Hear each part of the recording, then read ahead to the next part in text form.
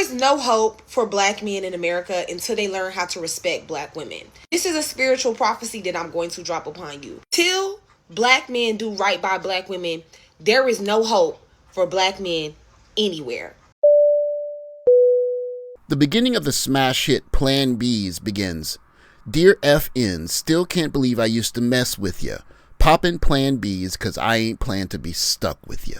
The reason this meme for me is just so accurate is because it is such a beautifully depicted image of the way the world works from a patriarchal perspective, particularly how men relate to other men in patriarchy. If she wants to go on a girl trip, you pay for the whole girl trip and you stay at home and don't go.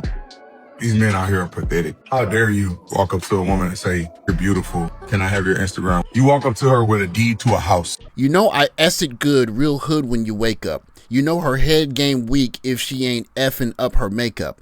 Damn, I can't believe I used to let you F me. I'd rather be in jail before a broke-in cuff me. You will continue to suffer. You will continue to be systemically oppressed. You will continue to fail. Because women are the backbones of society. Talking about don't double text. None. Every time she doesn't answer your text, you send $1,000 to her Cashapp. You don't tell her, you tell her. You send 1,000 every time. And men are just so submissive to other men. Women have always been inherently more powerful than men. And that's one of the reasons why we put in all of these interventions to stop women thriving, stop women working, stop women owning property, make women dependent on men. It's never been a natural thing. Ladies, love yourself because this ish could get ugly. That's why it's FNs get money. And I don't give a F if that N leave tonight, because in that D don't run me. You better get on your knees and eat this P right before I have another N do it for me, because D don't run me, I run D. N, yeah, use a B. Well, how you doing? Talking about she need her eyelashes refilled. You go, the lady that does the eyelashes, you hook the light bulb to her head and you bring her, your wife, this woman shouldn't have to get out of bed. Her check engine light is on. You buy her a new car. If women, or if a woman wanted to exploit and use men, it is so easy for them to do that. The reason they don't do it is because it's not inherently in their nature. Moogler suit in my meeting, Wagyu steak when I'm eating, making so much money this in dumb if he cheating. There can be no more black men without black women. So you can continue to disrespect black women and eradicate yourselves, because that is what will happen.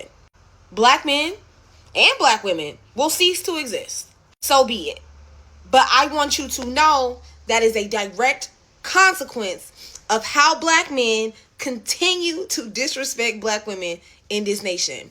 That when we've got access to power, we want to exploit. But it is in us as men. That's how we think and how we operate, unless we're dealing with men. And then we're submissive when we kneel down on our knees and we're thinking, right, what can I do for you, sir? My P is the most expensive meal you'll ever eat. F you, still can't believe I used to trust you. The only accolade you ever made is that I F'd you. I already been paying the average black man does. The average black man gets no love from me, no respect from me, no grace from me. If you have to go give blood, give an artery, if you have to, you do what it takes. I love my people. I love black men, but the average black man is a disgrace. You are. The hate that you have for your mothers, your sisters, the women in your community is unfounded. Signs of an A relationship. Possessiveness. They check on you all the time to see where you are and what you're doing whilst monitoring and controlling your finances. They try to control where you go and who you see, and get angry if you don't do what they say or if you don't reply to their messages. Jealousy. They accuse you of being unfaithful or flirting. They isolate you from family or friends, often by behaving rudely to them. Put downs. They put you down either publicly or privately by attacking your intelligence, appearance, opinions, mental health, or capabilities. They constantly compare you unfavorably to others. They blame you for all the problems in your relationship and for their violent outbursts, and say things like, no one else will want you. You better get on your knees and eat this P right before I have another N do it for me, because D don't run me, I run D. N, yeah, use a B. Can I say this thing? Can I talk? You're going, Kev. How you feel about Megan the Stallion overall, from everything in her life, is a good litmus test for how you think about relationships. How you think about women? How you think about women? Starting with women. How you think about so many things. You want to date a first thing before they bring the bread.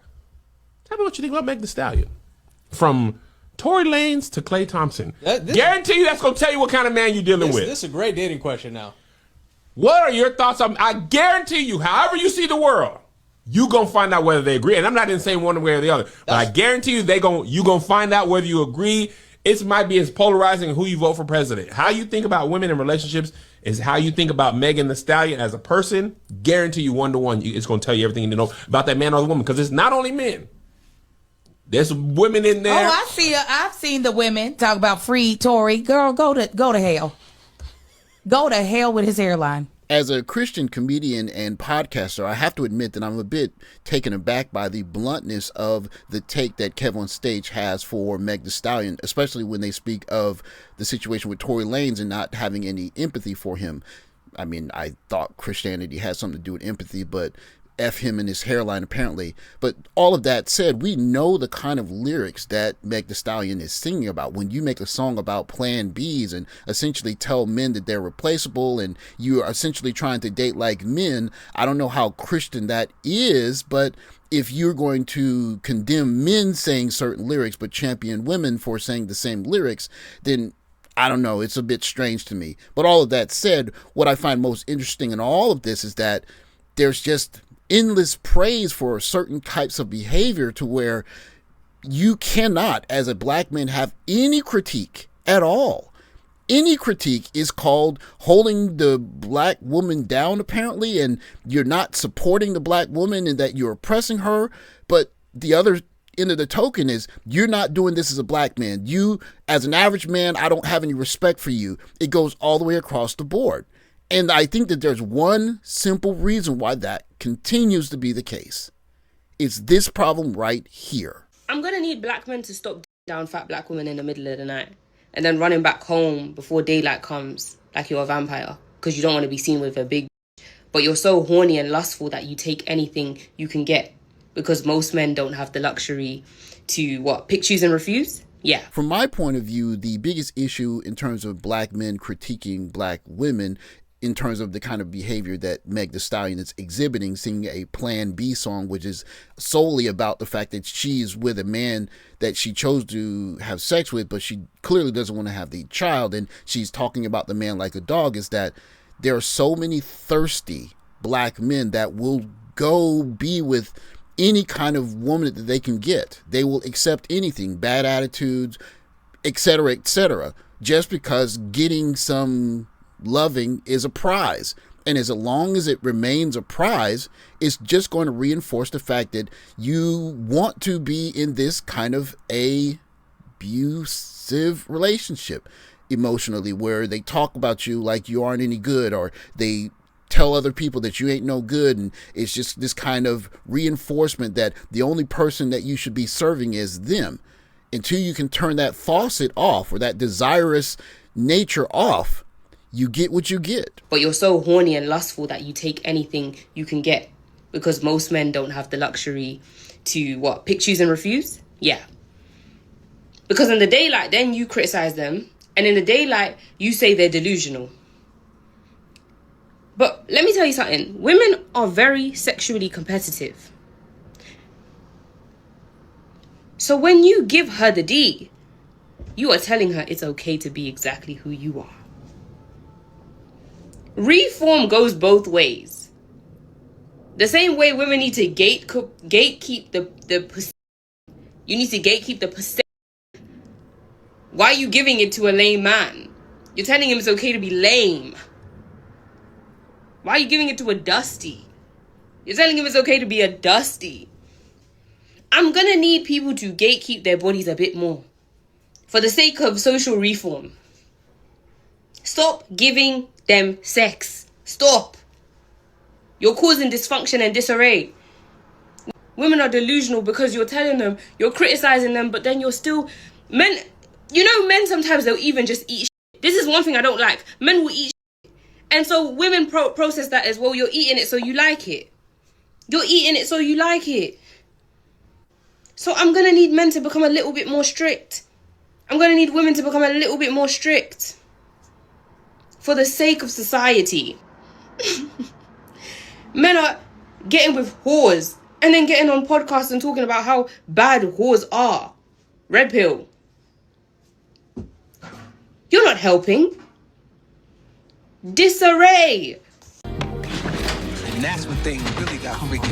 Oh! I sure do hope you get her number. The girl? Hell no, her mama, she the freak.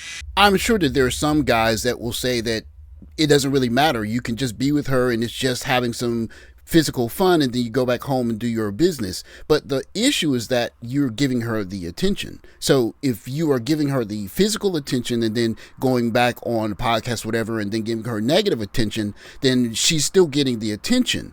And of course, the opposite of that is the case when other men say simply, you're not even worth my time, even in that facet.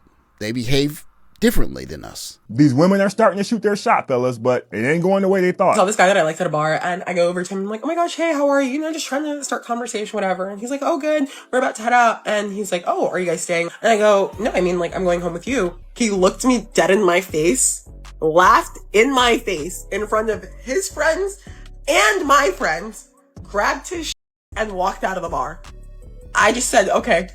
I took my L, put it in my pocket, and charged it to the... So we gonna kick it or what? She don't like a lot of people with me when I go get her. I'm sure that there will be some people that will look at this video and think it's a joke that I'm suggesting that black men are being emotionally abused in the black community. But I will say that you're not allowed to be short. You're not allowed to be average. You're expected to police the behavior of the men that the young ladies are choosing to have babies with or have bedroom fun with. You're accused of not fixing the black community, even though you don't have any authority over how people are behaving, or even the idea of getting marriage is so oppressive that young ladies are saying they don't want marriage, they don't want families, but they want black men to fix a black community where they have no authority. And then you're berated for the state of the black community being what it is. And you're told that you are the reason why they're suffering twice as much as we are as black men. Now, tell me, if you're a black man who cares and you're trying to make things better for black women, how that's not abusive. It is. If your psyche is linked to the fact that a man is supposed to, I got to fix this. I got to accept black women the way they are. I have no right to critique their eating habits or the way they're carrying themselves or the way they're behaving in public. I have to accept them as they are. And if one of them graces me with the opportunity to make love with them, I should jump at the opportunity. Well, if you're somewhere in between where you're saying, maybe I'll have fun with them, but I still have the right to critique them, then you're still in that gray area where you're still available for critique. You're one object to be possessive of. They can be jealous of the fact that you can date other young ladies, and they can continually put you down, us down. And so the only way to really redeem the problem, to fix the issue, is to take your attention away. It's no big deal when you see men from other races say, you know, even though I like physical fun with young ladies and I would do it otherwise, a relatively attractive young lady had a group of guys, and I think that they were probably guys that were Caucasian, saying, nah, I'm good. Because all kinds of stuff happens when you get mixed up in that physical relationship. You can have an accident, you can transmit certain things, feelings can get caught, all kinds of things can happen. There can be allegations. And so why even involve yourself in this situation in the first place unless either you're having some kind of relationship or you're reinforcing some kind of value that you think is worthwhile? If the young lady is nice to you, she comes on to you and she says, I like the way that you are presenting yourself as a man, and you deem her as in shape and you have a night of evening fun, that's one thing. But it's another thing if the young lady is not to your physical liking, or she has a certain attitude that you're critical of and you're still going with her. The men that are lining up for Meg the Stallion are just ammunition for her to create more music, just like the music she's still creating. And she's still going to be calling black men bees, and she's still going to be popping her Plan Bs, and all of her fans are still going to be calling her a queen. And black men are going to say, I don't understand how she could be a queen when she's talking about swapping men out like Nintendo cartridges. Well, It's because men, particularly black men, are still lining up to have bedroom fun with her. And as long as she can get that attention, positive or negative, it's going to reinforce the fact that everything she's doing is right. Just like the young lady said. What Kevin Gates said is a joke. We all know it's a joke. But that attitude still permeates the black community and black men. And black men taking that attitude anywhere else, it's just going to be more issues down the road. That's the issue we have to conquer. The idea that that chocha, that thing, is so powerful that you'll do anything for it is just a way to set yourself up to fail. Conquer that, and we can conquer the world. Thanks for watching. Like, subscribe, comment below. I'll catch you next video. Take care, guys.